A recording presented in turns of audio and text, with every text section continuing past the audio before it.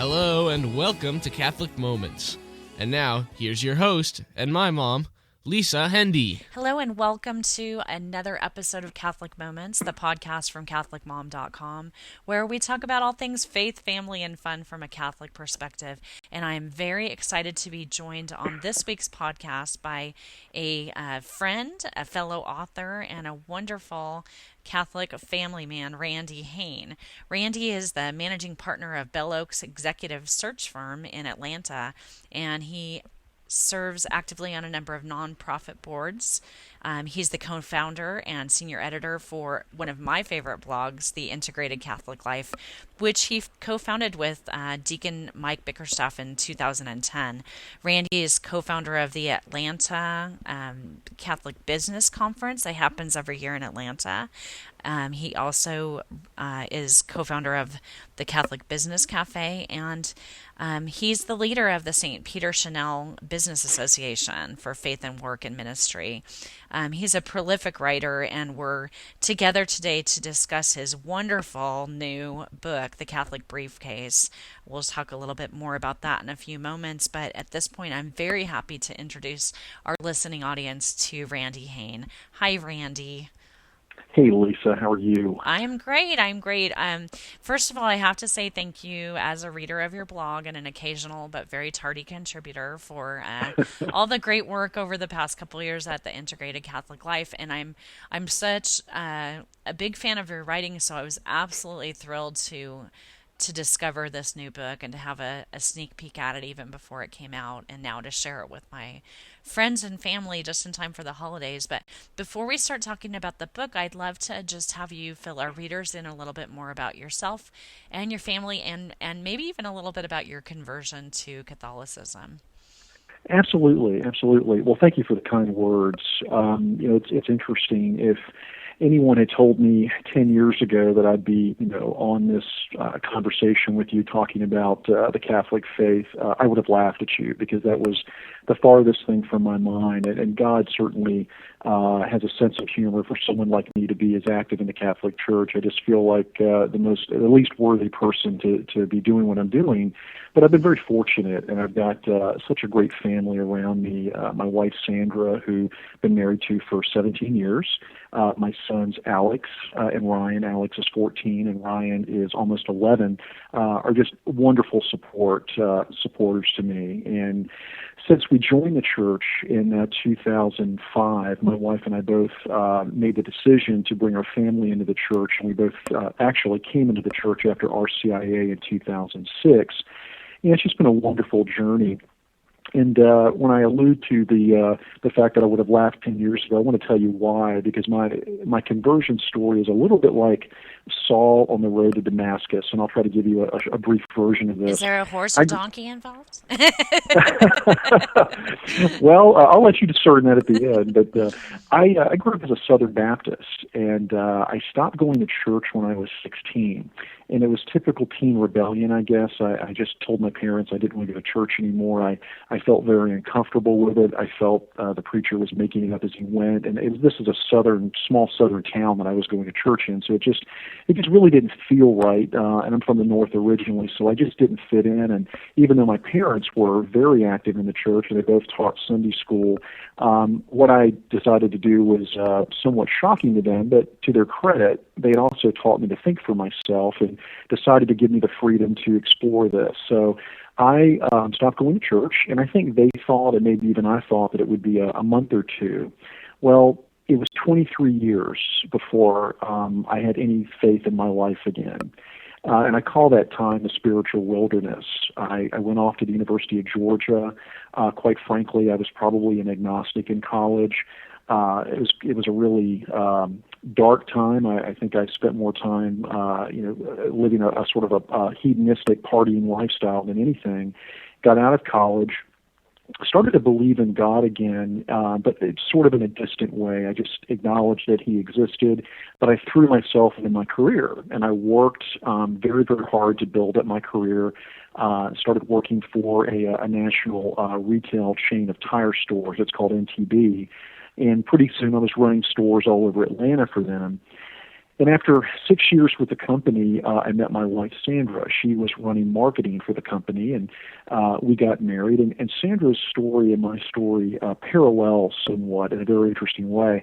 She was baptized Catholic. She comes from a large New York Italian Catholic family, but she was never confirmed, even though she was surrounded by a sea of very devout Catholics in the area she lived in, and even had two great aunts who were nuns. Her parents never had her confirmed, or her sister. So when we got married, I was a non-practicing Baptist, and she was a non-practicing Catholic. So, of course, we went to the Methodist Church to get married, and that's where we got married. And we came together as a couple. We were both working.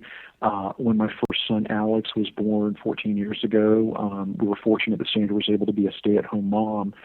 And, we were just kind of embarking on a typical life. Unfortunately, though, God was still nowhere to be found. We would once a year maybe talk about trying to find a church home, but we never did anything about it. And it really wasn't until Alex was diagnosed with autism about 12 and a half years ago that we got our first wake-up call. And it was a really challenging time for us. We went through a very dark period of trying to figure out what it all meant, but we quickly realized that it wasn't about us, it was about him. So we threw ourselves into giving him what he needed, therapist, medications, whatever he needed to be successful in life. And I'm happy to say today he has high-functioning autism, and he goes to a great school. He makes great grades, and he's got some social challenges, but he's just a wonderful child and a blessing in our lives. But that was like the first wake-up call that there was something more that we needed. We still didn't know how to find it, but we knew that there was something. Well, fast forward, our second son, Ryan, was born 10 and a half years ago. He's a typical sports-happy kid, great kid. And in 2005, we made the decision to move from the far northern Atlanta suburbs into an area called Roswell in North Atlanta. And this was in order for me to get closer to my job. I work in the perimeter mall area, which is kind of the central area of Atlanta. And we wanted to get closer to my son's school, Alex's school, and his therapist. So it made sense for us to move south. Well, during the 3 or 4 months leading up to the move, we started occasionally trying out churches, Presbyterian, Methodist, and nothing stuck, nothing felt right, but we were starting to have the dialogue about finding a faith home for our children. I had the experience of Sunday school, my wife did, but I remember fondly that it was good moral grounding for us as children. Well, in our first week, my wife, at the direction of a friend, was out looking for a store near our new home, and she got lost and wound up on the road leading to St. Peter Chanel Parish, which is the parish where we go to this day. And she came home and said, "Hey, have we ever really considered the Catholic Church?"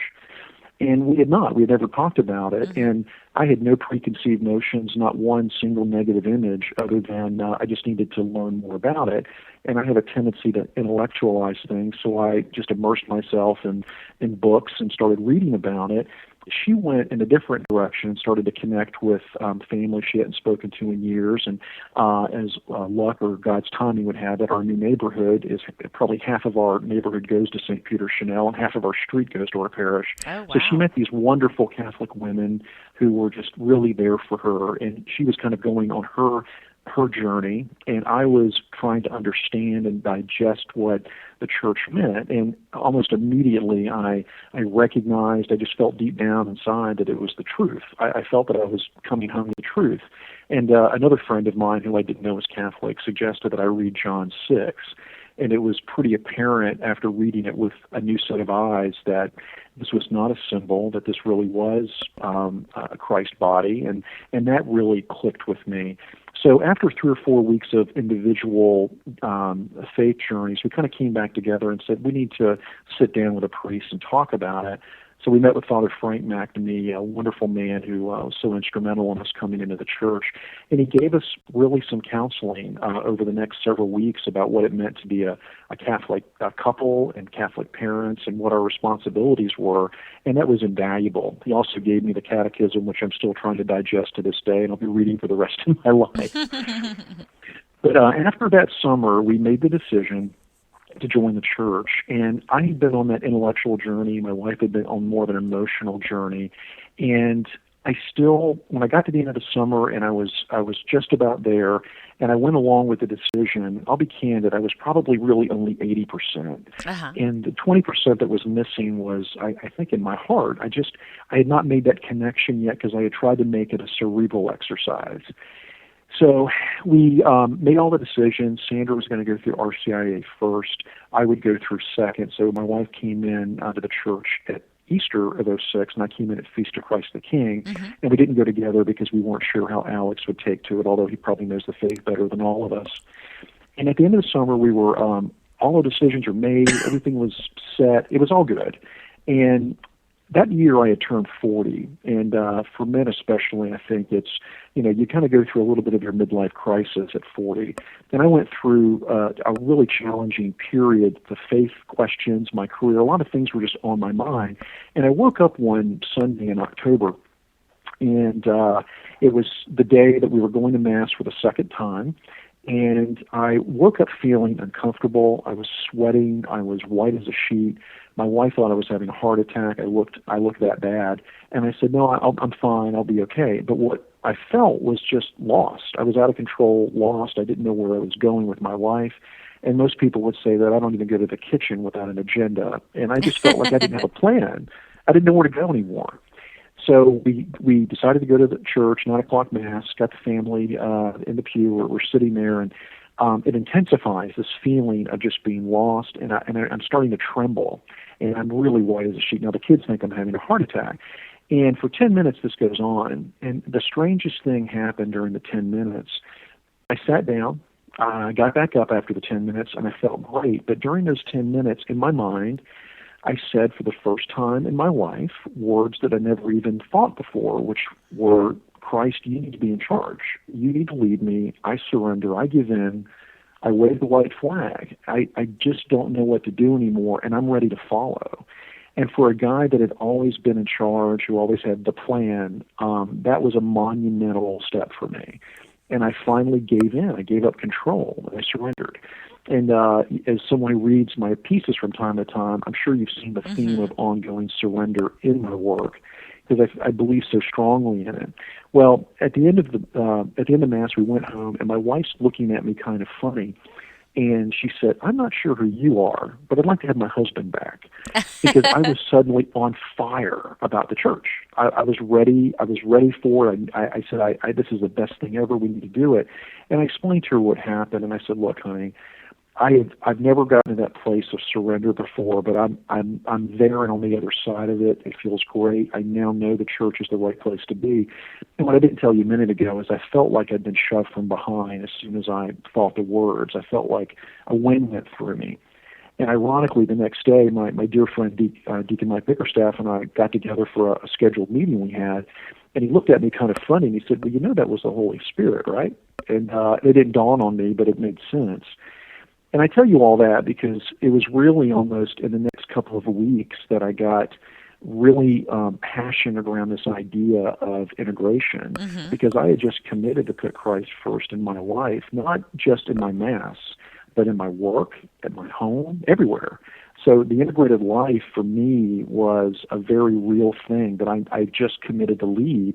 So my writing and ministry work after that has gone down that path. So that's a long-winded answer to an easy question, but I wanted you to understand the context. No, it's wonderful, and I'm actually I hear some themes in your life that kind of parallel my own husband's conversion to the faith after 17 years of being married to a pretty Catholic lady too. So I think it sheds some great light on the work that you've done both online, but especially in this book that you've put together. And that it's kind of interesting to me as someone who's followed your writing, and who does recognize that theme of surrender, also to see the very competent way with which you approach your work and the integration of faith into the work. And let's transition now to talking a little bit more about the book.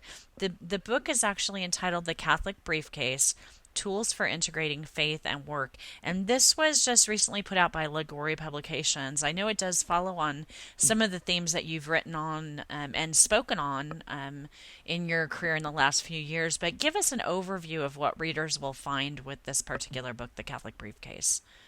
Absolutely, absolutely. To some degree, it's the culmination of a lot of the writing, speaking, and ministry work I have done over the last 5 or 6 years. So, it's been in my mind to write this book for a few years. Liguori reached out to me last Thanksgiving after reading an article that I'd written about being Catholic in the workplace, and they were intrigued by the idea. One thing led to another, and I wound up signing a contract with them in January and turned my manuscript in June.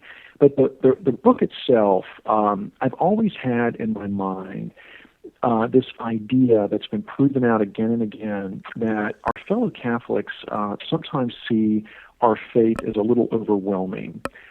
Just the body of knowledge, the things that we are responsible for, it can be overwhelming, and some people even let it be distracting, where we want it to be leading us to the truth. We want it to help fortify our lives. Sometimes people get frustrated with how much the church offers. I wanted the book to give people a very practical guide to how to live out their faith at work. Because I also know that from all the professional people I've met in my life, there's a misconception about faith at work. People think that faith at work is a Bible study at lunch or standing on your desk and evangelizing, and that's not it.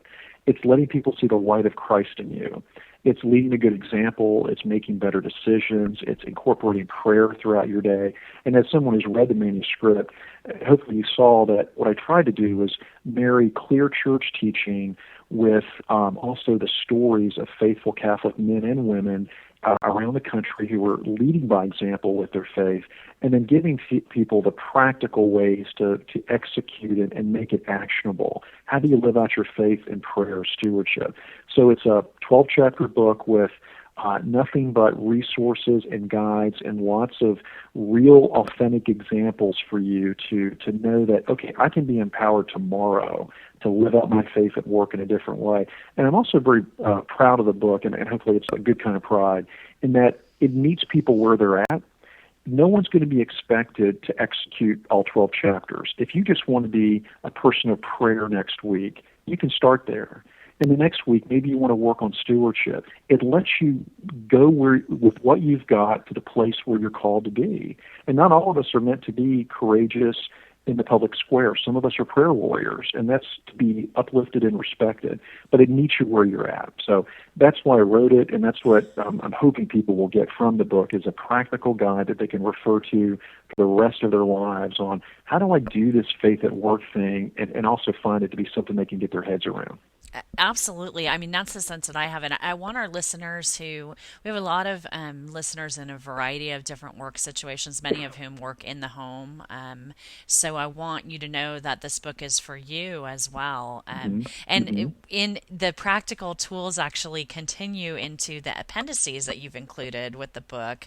And I have to say that I think you possibly have written the thesis for your next book in one of those. And you can probably guess which one I'm talking about, which is the section on job seekers, interacting with job seekers from the perspective of somebody who's in a working situation that enables you to be with people who, unfortunately, we have so many people these days who are actively seeking work.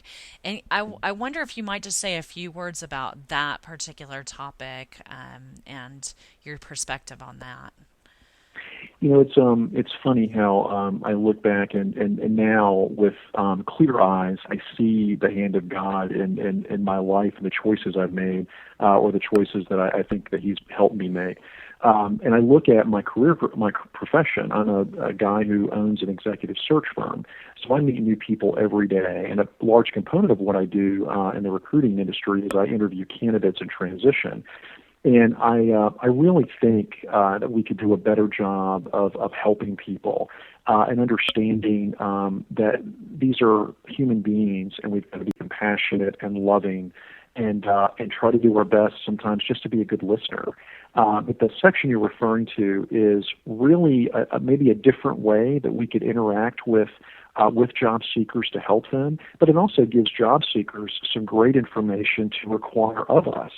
And that's really why I wrote it. And you're reading my mind and scripting the future for me, because I'm actually working on that book you're talking about. Oh, good. I can't wait to see it.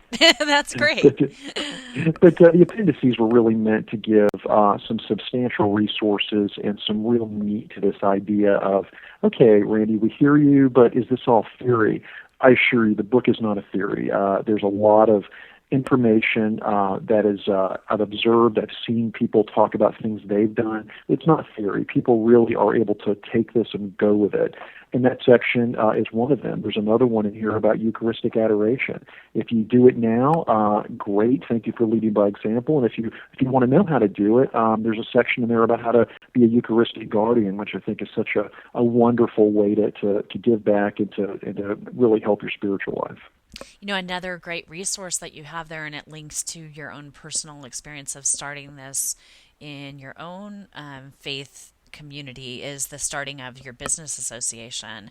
And I love the resources. I actually belong to our local Catholic business professional club here in Fresno. It's a very large organization, and I'll tell you, our listeners, for years I thought, oh, I can't go to that because I'm not a business person. I don't actually like work in a bank or something like that. But that group, since I was brave enough to start going to those morning meetings of that group, has been so huge in my life. And you actually, in your book, give resources for somebody who might want to start a group like that in their area. Can you say a few words about how you formed the group and what it's kind of been to you in both your faith life and your professional life? Absolutely. As I said earlier, right after my conversion, I was looking for any way to serve Christ in the church and to really live out this idea of the integrated life. And one of the things that I was very keen on doing was bringing together a group of like-minded Catholic business people. And I was searching for resources, and I came across a wonderful book by a man named Jim Nolan, and it's titled Doing the Right Thing at Work, A Catholic's Guide to Ethics and Faith. And it was a great book, great resource, but he talked in that book about a group called the Woodstock Business Conference. So we modeled our group after that, and what we do is we get together the last Wednesday of every month for morning mass. We come together for an hour and 15 minutes. Someone brings coffee and donuts, and we are always studying a book together, and we start out every meeting with our mission statement, which, quite frankly, if you're familiar with Blessed John Paul II's Christa Fidelis Lieci, he talks about the call of the lay faithful. Our mission statement's very much modeled after that. And then we have a gospel reading, and we reflect silently on it, and then we dive into the topic. And I have watched these men and women in our group just grow in their lives. But one of the things that we always talk about is remembering that at the end of the day, we have to make sure we're working on us. We can't fix the world until we fix us. And we try to equip the folks who come to go out and be lights for Christ in the workplace. And to your point, Lisa, it's a great point. You don't have to be out in the workforce in a company to value the book. I did a book signing the Friday after Thanksgiving, and I had 3 women come up to me at different times during the book signing, all of whom were stay-at-home moms who had read the book and really felt that it was for them. They felt that it clicked with them. And 2 of them in particular they were homeschoolers, and they had their own businesses from home. So they were entrepreneurs at home, homeschooling their kids, and I was really just grateful. And Lisa, you saw that immediately. I could tell from your comments that it really is for everybody. And it truly is. You can be a retiree, you can be a high school student, and hopefully find value in the book. And I'm grateful for that, because that was my intention. Well, it's an intention that you succeeded in achieving. So I congratulate you on that. And I have imposed far too long on your time, but in the few moments that we have left together, I'd like to have you, along with letting our listeners know that we'll have an article with show notes that has links to all of the contact information for Randy and links for the book and everything else. How can people get a hold of the Integrated Catholic Life and And are there any closing thoughts that you'd like to share with our listeners before we let you get back to work? You can find the book. Certainly I advocate going to local Catholic bookstores. I think we want to support these business people, but also Amazon and Barnes & Noble online are great places to get it at a discount and typically with free shipping. And Lisa, I assume you'll probably link to the book from your article on the website. And you can also find a link to the book at integratedcatholiclife.org, which is the e-magazine that Deacon Mike and I run.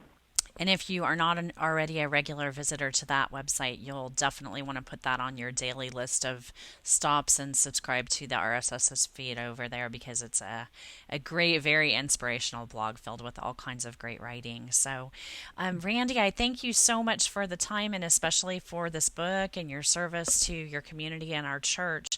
And it's been just a pleasure to spend time with you. For our listeners, hang on after the break, and we'll have more news and information. And thanks, Randy. Thank you, Lisa. I appreciate you having me on. We'll be back soon. Hi, Lisa. This is Bob Derillo from the Paul's Men Podcast. Well, finally, after a few months offline, the Paul's Men Podcast is back online as of Sunday, November the 13th. The show has been reworked and will include new features like the Visitor's Corner, a short segment of commentary, prayer, and encouragement contributed by listeners and friends of the Paul's Men Podcast. Another new segment is called Smile and Pray for Them. And yet another segment is called Grit Your Teeth and Pray for Them Anyway. Of course, as always, we'll feature our Conference Echoes segment where we'll hear talks and testimonies from Catholic men's conferences and retreats all around the country. In fact, our first Conference Echo segment features Bishop Roger Grease, Auxiliary Bishop of the Diocese of Cleveland, telling us about how he looks forward to the changes forthcoming in the Mass and how they offer an opportunity for personal renewal. His excitement is absolutely contagious. There are other activities planned too, so men, make time to listen to The Great Gathering of Men, the new Paul's Men podcast, available now on iTunes. And by the way, to all the lady listeners of Lisa's program, you're welcome too, but get those husbands listening. Hey, thanks, Lisa. Take care and God bless. Hi, I'm Karina Fabian, and I write fantasy, science fiction, and Catholic stories. Today I have a present and a request for everyone who loves fantasy and mystery. I love writing about my imaginary world of Dragon Eye, where the magic universe and ours interact. Vern is a dragon detective, and Sister Grace a wizard and a nun in the Fairy Catholic Church. They work together to protect both worlds from harm. This year, I'm offering one of their stories on my website. Christmas Spirits tells of their first Christmas together, when Sister Grace is still trying to come to terms with the mundane expression of Christmas. Meanwhile, a land developer wants to destroy their neighborhood to build a mall. When that Scrooge of a man is met by the ghosts of Christmas, however, Vern and Grace have to solve the mystery before the ghosts of Christmas become the angels of death. This is my present to readers and to Dragon Eye fans. You can unwrap it at christmasspirits.carinafabian.com. However, since the story deals with issues of homelessness and poverty, I wanted the story to do something about it as well. And here's where the request comes in. I've set up a donations link for Food for the Poor. This wonderful charity helps impoverished families work themselves out of poverty with gifts of livestock, tools, and even homes. If you enjoy the story, would you make a donation and tell your friends? Again, that link is christmasspirits.carinafabian.com, and that's KARINAFABIAN. Or you can check the attached link. Thanks, and Merry Christmas!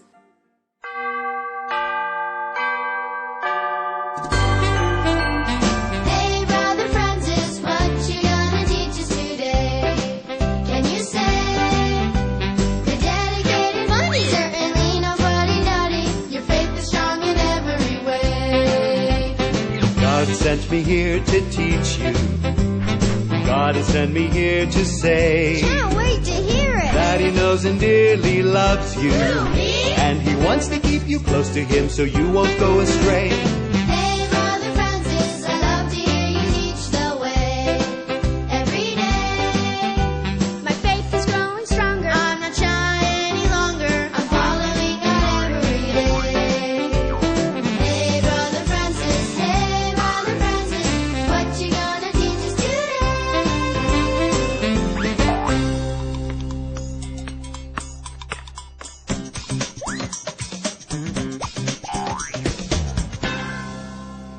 Next up on today's episode of Catholic Moments, I'm so happy to welcome a special guest. You may never see his face, but you'll definitely recognize his work as part of the Brother Francis videos that we're featuring this week on Catholic Moments. And our guest today is Robert Fernandez. Robert is an award-winning screenwriter, producer, and director of children's media. He's worked in over 45 countries and has a strong sense of focus on properties that are geared to our international community, and he's very adept at making his work acceptable to a broad and diverse audience. In recognition of his work, he's garnered numerous awards around the world for aspects of his production work, and he has produced projects in over 8 languages, and we're very happy today to welcome the counter voice of Brother Francis, Robert Fernandez. Hi, Robert. Hi, it's a pleasure to be with you. Thank you for giving me the opportunity. It's wonderful to talk to you. Sure. Well, I'm so happy to share your work with our listeners. I've had such a hoot watching the Brother Francis videos, and we'll be talking a little bit more about those. But I want to just find out beforehand, what brought you into the line of work that you're doing now, and what do you find rewarding about using this type of media to share and to be part of the new evangelization? Well, I think primarily, what led me into this was really, it was God's will. And many times when you're, discerning your vocation, your calling, or what God wants you to do with your life, it really begins to work. I believe that whenever we ask that question of Him, it gives Him great pleasure to show us what He wants us to do, because the need is so great. And I've had an opportunity of traveling quite a bit, and I've seen a lot of need everywhere. I think back on my own childhood, and I know that I didn't always get the right religious upbringing that I would have liked. But I think not having had that, it's given me a real desire to be able to bring kids right to God's Word, and to respect children. I think children in today's society, and many societies and cultures around the world, are in great danger. Certainly a lot more than when I was a kid, because of all these different influences and things that are out there. So to me, it's in answer to your question, the reason I got involved with this, really, it's a vocation, it's a calling, and it gives me it's a blessing for me to be able to see that the work really brings the kids closer to God, and gives the parents and teachers something to be able to work with. It's really it's really so fantastic, the breadth of the work that you've done. But I want to ask you for our listeners that maybe haven't heard about the Brother Francis project or haven't seen the DVDs yet, how would you describe that project, and what are people going to get when they get a hold of those DVDs, your Brother Francis line? Well, I think first of all that they're really up to date as far as quality and as far as production values, and I think that's an important thing today. It's a big challenge to create material that has a religious nature and to really have it be very good quality. So I think it's got all the elements of entertainment and color, and a lot of the standard of production that's already out there. But apart from that, I've heard people call it theology for kids. And I think one thing that we try to do with these DVDs is to really respect children's souls. So we're not just really entertaining the child, we're really teaching the child. And we really put a lot of work into the scripts, and we have a lot of other people look over the scripts and give their opinion and give we change this to make sure that it really does respect the child's attention. If they're going to be watching something for 25 minutes, well, it's got to be worthy of their time. So I think in a nutshell, it's quality productions that really respect children's souls. Now, the 3 DVDs that I've seen so far are Let's Pray, which is sort of the introduction to the series, and then The Rosary and The Bread of Life. And I'm wondering if you have, what the plans are for the Brother Francis series. Are you going to be making more DVDs? Will we eventually maybe get a chance to see these on on our television sets, or what's the plan long term? Well, right when we started with Let's Pray, we really were testing out the waters and to see how well received it was going to be, and people really liked it. We got a lot of responses from people all over the world. So yes, we did those next two that you mentioned, and now we're in production with one entitled "Forgiven: The Blessings of Confession," and it's all about reconciliation. The next one in line is about baptism, and we hope to cover all the sacraments. And then at that point, we're really asking people what do you want us to cover, what kind of themes you'd like us to touch on, and so we're really open. By mid next year, I believe we'll have this 6 episodes available, and I think we'll go on to either 13 or 26 more episodes. And as far as television, yes, of course, certainly. The only thing with television is that usually they like to have at least 13 already produced before they begin airing, because that way they have a lot more to offer the child, even if they do reruns. So I'm asking our listeners to get behind Brother Francis and support this, because as a fan of Catholic television, I want to see this programming available for our families. I think it's so fantastic what you're doing. And I do want to mention also that the programs, the DVDs are actually bilingual, right? So the user can select a language, Spanish or English. Mm-hmm. Yes, you can use either one of the languages. And also, the visualization is done really to respect all cultures. We really try to think internationally when we do these things. I'm in Europe right now, and I was just in Spain, and I had the privilege of being invited to visit with some of the Dominican cloistered nuns, and they're using some of this material for their, some of the postulants, the ones that are preparing to take their final vows. And I was asking them, and I was saying, well, this is for children. They said, yes, but it has so much depth to it, and it speaks to us. And so I was really thrilled with something like that, that they were using it in that way. And hopefully you ask them to pray for you too, because those sisters and postulants are powerful prayers. They are, no, and they do. They've basically adopted us in prayer, and believe me, this whole thing is going to work a result of a lot of prayer. And we do keep praying God opens up greater doors. Brother Francis is one of several other things that we're working on, but I think it's from the reaction that we've gotten from people, everywhere, Australia, Malta, it's been amazing, and I think it's meeting a need.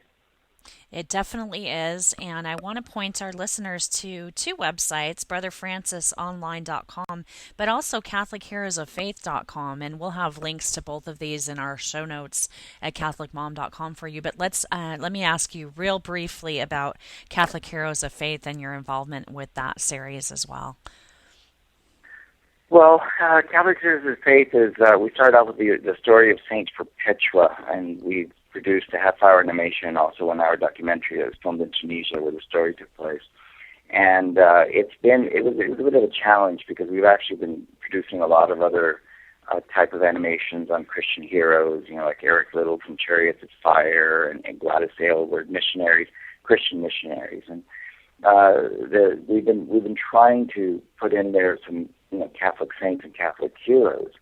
And it's been a bit of a fight, like I said, but Perpetua was the first one, and now one of the reasons that I'm here in Europe right now is we're preparing we're actually in production with the story of St. Augustine.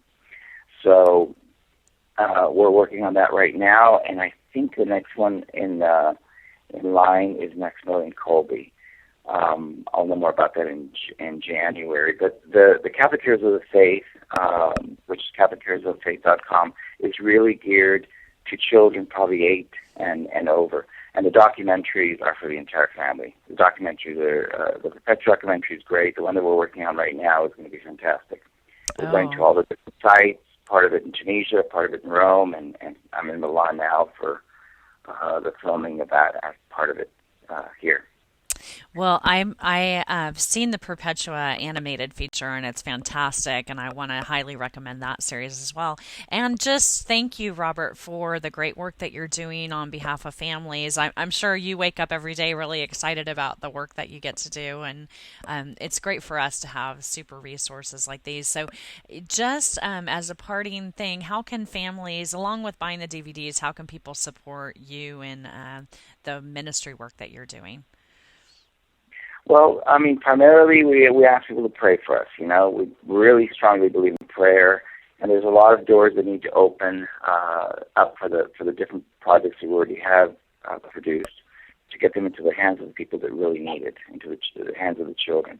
That's one way, and the other way would be to spread the word, tell other people about it, send links to the website, and give them. These are great gifts as well. I mean, if you're going to give a gift to a child, these are things that are really you're investing in not only their future but in eternity, because these are really based on God's word, and they really do encourage and inspire children. And I think you can go online there, brotherfrancisonline.com. You can watch some of the clips, and I think by spreading the word, by prayer and spreading the word, are the ways that you can really help.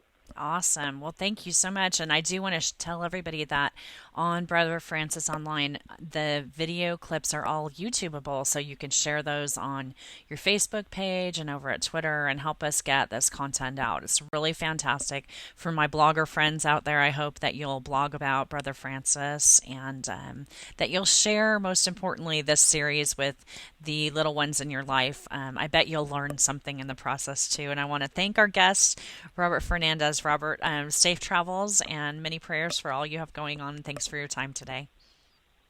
Thank you so much, and thanks for the opportunity. It's a blessing, and I really appreciate the work that you do. God bless you. Thank you. SQPN, leading the way in Catholic new media.